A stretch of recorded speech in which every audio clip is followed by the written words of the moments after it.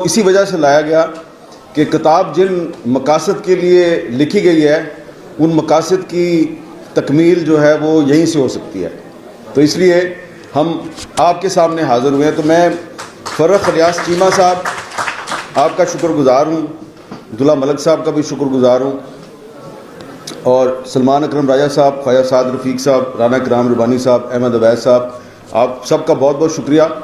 اور جو سب سے پہلے مقرر تھے، جن کو میں پہلے نہیں جانتا تھا، انہوں نے آپ کو بتایا کہ پچھلے دور حکومت میں انہوں نے میرے پہ 2 مقدمات قائم کروائے تھے، شاید وہ مدعی تھے۔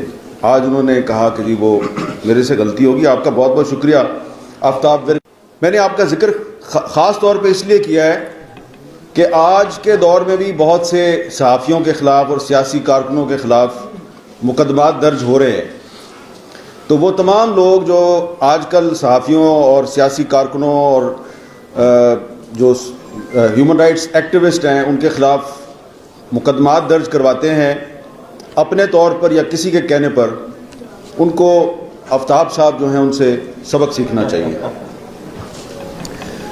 یہ جو آپ کا لاہور ہائی کورٹ ہے اور یہ جو کراچی شہداء ہال ہے، اس کی ایک تاریخ ہے، لیکن یہ جو آپ کی لاہور ہائی کورٹ بار ایسوسی ایشن ہے، جس کے سیکرٹری صاحب جو ہیں چیمہ صاحب نے آج یہ محفل سجائی ہے، میں آپ ان کو اور آپ سب لوگوں کو ایک خاص طور پہ تاریخی حوالے سے خراج تحسین پیش کرنا چاہتا ہوں۔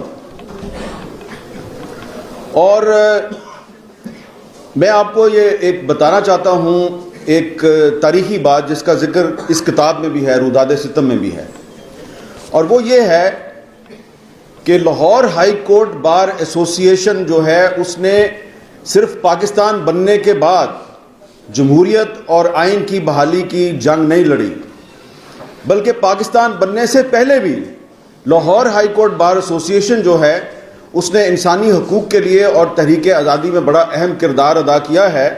اور وہ جو لاہور ہائی کورٹ بار ایسوسی ایشن کا کردار ہے اس میں شاعر مشرق حضرت علامہ اقبال کا بھی نام آتا ہے۔ اب یہ بات جو ہے نا، یہ میں نے ایسے تو نہیں کر دینی نا، آپ کے سامنے کوئی ایویڈنس بھی تو پیش کرنی ہے نا، ٹھوس تاریخی حقیقت۔ یہ تو ویسے ہی اگر میں نے بات کر دی تو میں چلا جاؤں گا، کل کو آپ بار روم میں بیٹھ کے کہیں گے دیکھو یہ ہمیں گل کر کے چلا گیا۔ دیکھیں، ایک آپ کی ہماری آج کا ہندوستان اور پاکستان کی تحریک آزادی کا ایک مشترکہ ہیرو ہے بھگت سنگھ۔ بھگت سنگھ جس کو انگریزی سامراج نے پھانسی دی تھی، تو بھگت سنگھ جو ہے اس کے حق میں قائد اعظم محمد علی جناح نے بھی آواز اٹھائی تھی، اور بھگت سنگھ کا جس ایک خصوصی اسپیشل ٹریبیونل جو ان کے خلاف کیس چلا رہا تھا، اس ٹریبیونل کی جو لیگل حیثیت تھی کہ کیا وہ آئین کے یا قانون کے مطابق ہے یا نہیں، تو اس ٹریبیونل کی جو لیگل پوزیشن ہے اس کو ڈٹرمن کرنے کے لیے لاہور ہائی کورٹ بار ایسوسی ایشن نے اپنے سینئر وکلا کی ایک کمیٹی بنائی۔ اس کمیٹی کی جو رپورٹ ہے وہ 19 جون 1930 کو سبمٹ کی گئی۔ شاید اب وہ لاہور ہائی کورٹ کے ریکارڈ میں وہ رپورٹ نہیں ہوگی، لیکن انڈیا میں ایک ہسٹورین ہے اے جی نورانی، اور اے جی نورانی صاحب نے بھگت سنگھ پر جو اپنی ایک کتاب لکھی ہے اور بڑی ریسرچ بیسڈ کتاب ہے، اس میں انہوں نے بہت سے ہسٹوریکل ڈاکومنٹس جو ہیں ان کو اکٹھا کر دیا ہے، اور جو انہوں نے وہ لاہور ہائی کورٹ بار ایسوسی ایشن کی اس کمیٹی کی رپورٹ اپنی کتاب میں شامل کی ہے۔ وہ ہائی کورٹ بار ایسوسی ایشن کی رپورٹ جو ہے وہ یہ کہتی ہے کہ بھگت سنگھ کا جس قانون کے تحت ٹرائل ہو رہا ہے یہ قانون غلط ہے، بھگت سنگھ کا ٹرائل غلط ہے، اور اس کو کسی قسم کی کوئی سزا نہیں دی جانی چاہیے۔ اور اس رپورٹ پر جن اس زمانے کے 5 نامور وکلا کے دستخط ہیں، ایک تو ہے گوکل چند نارنگ، برکت علی ایڈوکیٹ، نانک چند ایڈوکیٹ، اور ڈاکٹر محمد اقبال ایڈوکیٹ۔ علامہ اقبال نے بھی اس پہ دستخط کیے۔ اب کتاب اگر پاکستان میں چھپی ہوتی تو بہت سے لوگوں نے کہنا تھا جی یہ تو کوئی پروپیگنڈا مٹیریل ہے. کتاب بھی انڈیا میں شائع ہوئی ہے اور اس رپورٹ کا تھوڑا سا انہوں نے عکس بھی شامل کیا ہے. تو یہ میں نے آپ کو ہسٹوریکل بات اس لیے بتائی ہے کہ یہ وہ فورم ہے، لاہور ہائی کورٹ بار ایسوسی ایشن کا وہ فورم ہے جس کے ساتھ علامہ اقبال منسلک رہے، اور انہوں نے اس دور میں انگریزی سامراج کے خلاف آواز اٹھانے والے بھگت سنگھ کے حق میں انہوں نے ایک رپورٹ لکھی.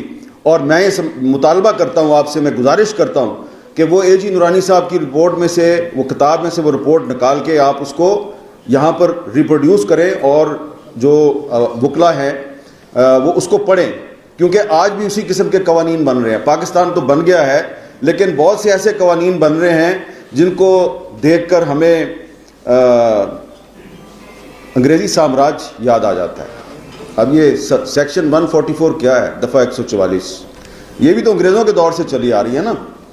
تو یہ میں یہ سمجھتا ہوں کہ اس کتاب میں نے اس واقعے کا اسی لیے ذکر کیا ہے کہ آج کے پاکستان میں یہ جو جبر اور ظلم ہو رہا ہے اس کو جاری رکھنے کے لیے جو برطانوی سامراج کے قوانین ہیں ان کو آج بھی استعمال کیا جا رہا ہے. اگر اس کو تبدیل بھی کیا جاتا ہے تو اس کو نئی شکل میں دوبارہ مسلط کر دیا جاتا ہے. تو یہ دراصل میری روداد ستم نہیں ہے، یہ قائد اعظم اور علامہ اقبال کے پاکستان کی روداد ستم ہے جس میں آئین اور قانون بھی مظلوم ہے، جس میں جمہوریت بھی مظلوم ہے، جس میں میڈیا بھی مظلوم ہے، جس میں انصاف کے ادارے بھی مظلوم ہیں، کیونکہ وہاں پر بیٹھے ہوئے جج جو ہیں اگر وہ کسی کی مرضی کا فیصلہ نہیں کرتے تو پھر ان کے ساتھ وہی کچھ ہوتا ہے جو کہ جسٹس سمدانی کے ساتھ ہوا تھا.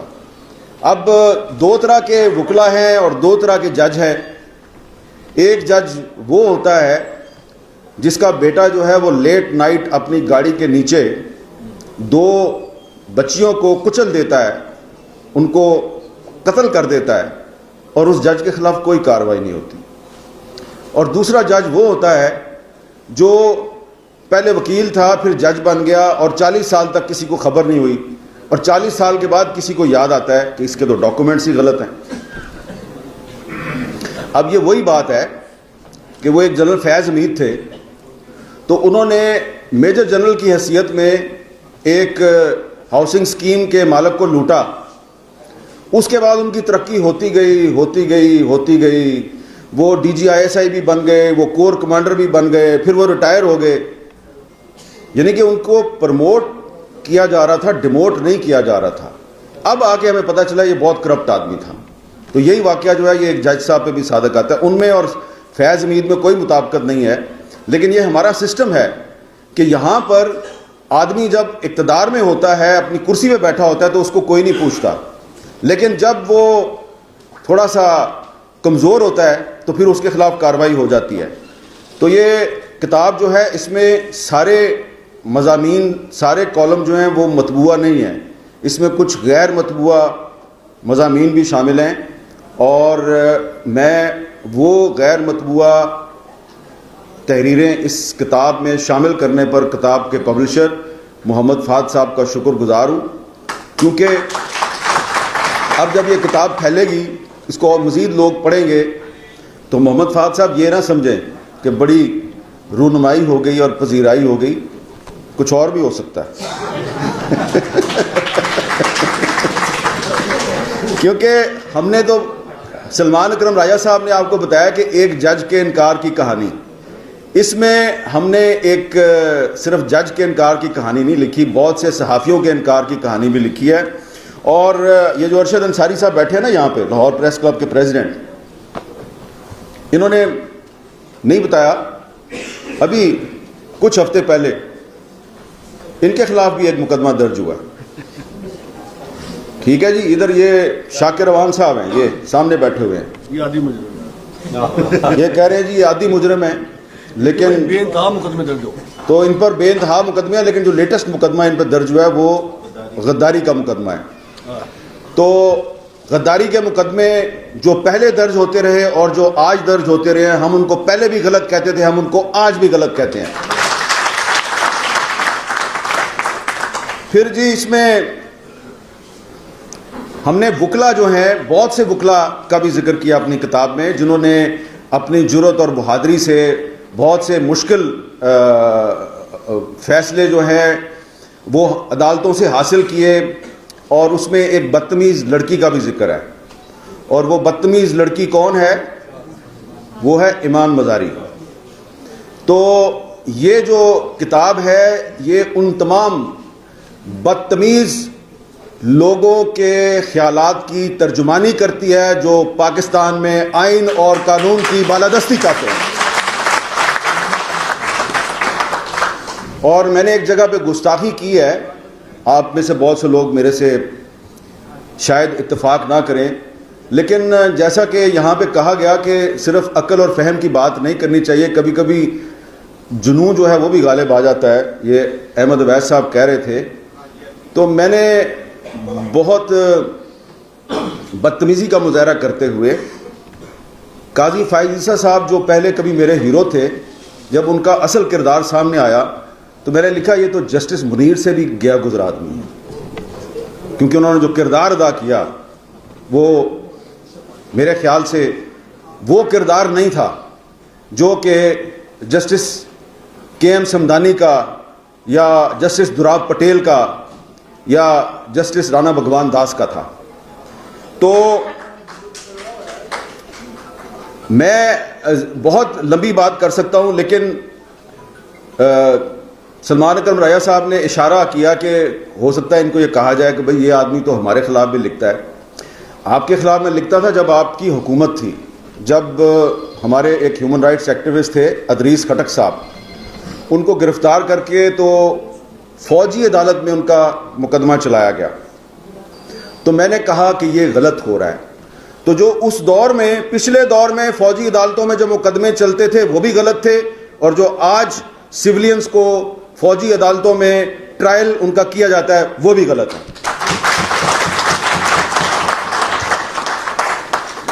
اور آئینی ترامیم کا ذکر ہو گیا، اس پہ میں مزید کیا بات کروں، 26ویں ترمیم کا بھی ذکر ہو گیا، 27ویں ترمیم کا بھی ذکر ہو گیا، لیکن شکر ہے کہ پاکستان میں آپ جیسے لوگ بھی موجود ہیں جو یہ بات ببانگ دہل کہتے ہیں کہ کوئی آئین میں ترمیم کے نام پر ایسا کام نہ کرو کہ 1973 کے آئین کا چہرہ ہی بگڑ جائے۔ اس کی وجہ یہ ہے کہ یہ اب ہمارے پاس، اہل وطن کے پاس، یہ ایک واحد کنسنسس ڈاکومنٹ ہے، اور مجھے یہ کہنے کی اجازت دیجئے کہ اس 1973 کے آئین کے بعد آپ کوئی کنسنسس ڈاکومنٹ نہیں بنا پائیں گے۔ کہاں سے لاؤ گے آپ ذوالفقار علی بھٹو؟ کہاں سے عبد الولی خان کو لے کے آؤ گے؟ کہاں سے غوث بخش بزنجو کو لے کے آؤ گے؟ وہ ولی خان جس پر کہ لیاقت باغ میں ان کے جلسے پہ فائرنگ ہوئی تو وہ لاشیں اٹھا کر پشاور واپس گئے، لیکن انہوں نے واپس آ کے اسمبلی میں آئین جو ہے اس کی منظوری میں اہم کردار ادا کیا۔ کیا آج کے سیاستدانوں میں اتنی ٹالرنس اور برداشت ہے؟ یہ اس کا جواب آپ کو پتہ ہے۔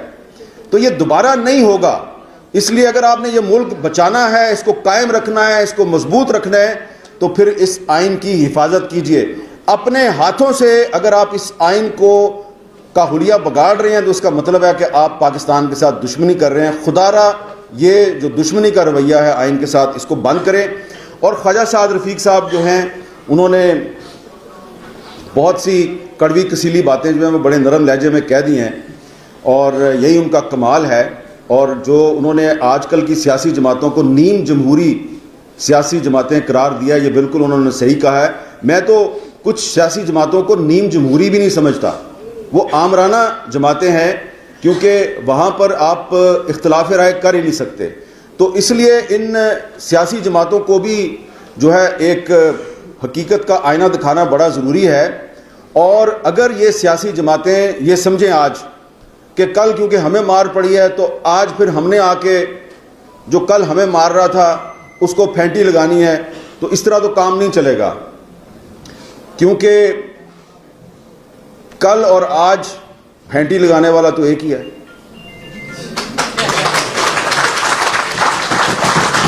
اب میں یہ بھی نہیں کہہ رہا کہ جو آپ کو پھینٹی لگاتا ہے، آپ کو ذلیل و خوار کرتا ہے، آپ پر بغاوت کے مقدمے بناتا ہے، آپ کو غدار قرار دیتا ہے، آپ اس کا گریبان پکڑ لیں. کیونکہ ہم تو ہمیشہ ایک پرامن سیاسی جدوجہد کے قائل ہیں، کیونکہ ہم قائد اعظم کے ماننے والے ہیں. انہوں نے ایک پرامن سیاسی جدوجہد سے یہ ملک بنایا، تو ہم بھی ہمیشہ یہی کہتے ہیں کہ آپ ایک پرامن سیاسی جدوجہد کریں. تو پرامن سیاسی جدوجہد کرنے کے لیے یہ ضروری ہے کہ ہماری جو سیاسی جماعتیں ہیں وہ ایک دوسرے کو برداشت کریں اور کچھ نکات پر ایک دوسرے کے ساتھ مکالمہ کر کے ڈائلاگ بھی کریں. کیونکہ اگر آپ آپس میں ڈائلاگ نہیں کریں گے، مکالمہ نہیں کریں گے اور دیوار میں ٹکر مار کے اپنا سر پھاڑ کے کہیں گے میرے ساتھ بڑا ظلم ہو رہا ہے، تو اس سے فائدہ آپ کے دشمن کو ہوگا. وہ چاہتا ہے کہ آپ دیوار میں سر ماریں اور آپ کا خون نکلے اور آپ کے ساتھ کوئی ناخوشگوار واقعہ ہو جائے اور وہ کہیں جی ہم نے تو کچھ نہیں کیا، دیکھو تو آپس میں لڑ کے مر گئے. تو اس لیے یہ جو روداد ستم ہے، یہ روداد ستم آپ کو پکار پکار کر کہہ رہی ہے کہ خدا کے لیے اس آئین کو بچاؤ، کیونکہ یہ آئین بچے گا تو یہ قائد اعظم کا پاکستان بچے گا.